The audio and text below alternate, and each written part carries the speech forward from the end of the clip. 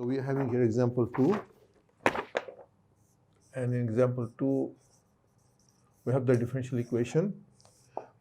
My differential equation is 3x plus xy square into dx, and we're having plus, not plus, minus y plus x square y into dy is equal to 0.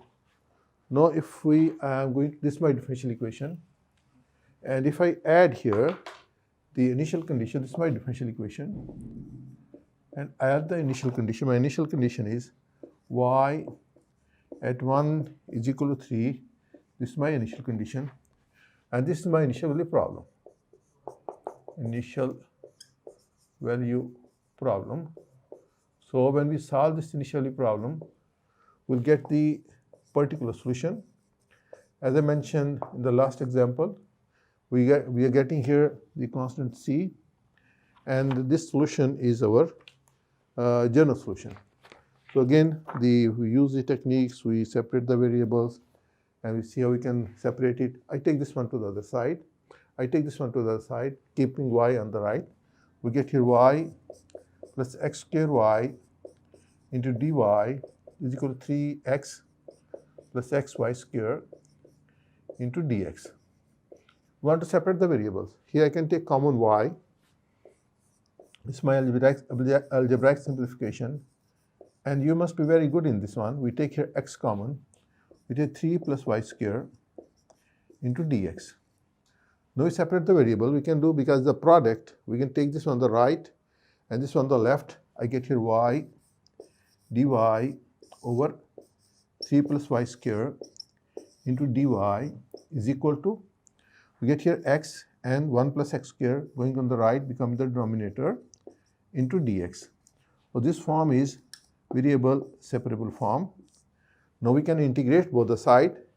We say our solution will be integral y dy over 3 plus y square dy is equal to integral x over 1 plus x square into dx. Now comes our skill of solving the integrals. So if as always I'm saying, if you have done, revise a portion for solving it, so that will be easy for you. And if not, then I will recommend you that you must revise it. You must know the formulas, you must know the techniques of integration. That will make your life very easy with the differential equation. Now here we use our techniques of integration, and we can see, now last time when I just solved this one, then I having the integral x over x plus 1 into dx, I told you that the polynomials of same degree, so the upper degree must be lower than the denominator. So here it's the case.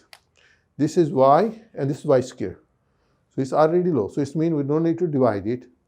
So here we make the substitution. I take u is equal to 3 plus y square, and my du will be equal to 2y dy. So I can rewrite, I multiply both y by 2.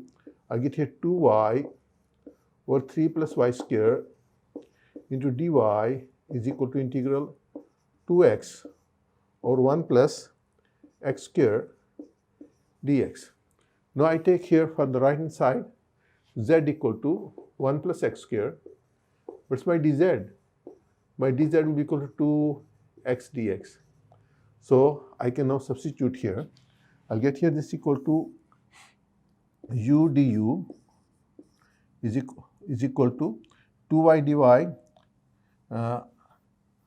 We're having here 2y dy is du, and 3 plus y square is u is equal to integral 2x dx. That is equal to 2x dx is dz, and 1 plus z square, 1 plus x square will be z. We integrate it. Now we have the formula that when we're having an integral du over u is equal to ln of u, the same as we use here, this one. So I get here ln of u is equal to ln of z, and we take constant. I take constant also with the ln, because a constant. When I'm going to differentiate, the value will be 0. So this is my constant. So here I can just combine. Now here again, now I'm going to use my ability to handle the logs or ln functions. So we having some simple formulas for the ln function. I have ln of m plus ln of n is ln of mn. M minus ln of n is equal to ln of m over n. Then I have ln of m to power 2 is 2 ln of m. So we can just apply that one. I can write, and moreover, having ln of a is equal to ln of b. We take exponential of both the sides to get e ln of a is equal to e ln of b. I will say e and ln are cancelled. We get a equal to b. This is also the property. So we use those properties. I get here ln of u is equal to ln of cz. So I take ln of both exponential of both the side. Get here u is equal to cz. What's my u? My u I have given here 3 plus y square is equal to c into z. Z is 1 plus x square. Now we can further go and we can say this is my general solution. This is my general solution.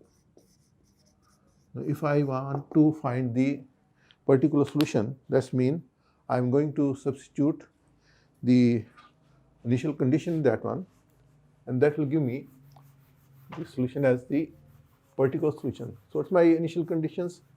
My initial conditions are that when we take the value of x equal to 1, this is my initial condition.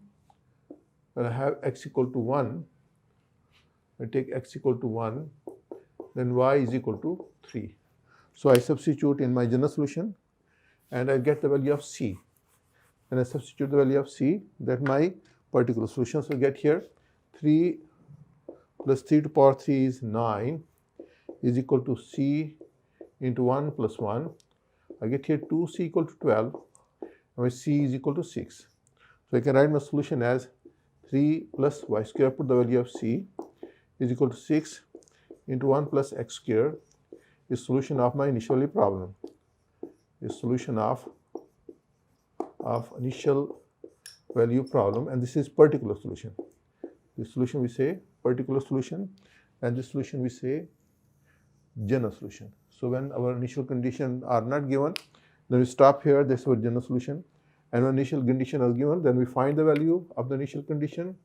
Using the initial condition, we find the value of constant, and then put the value of constant here. That will be a particular solution.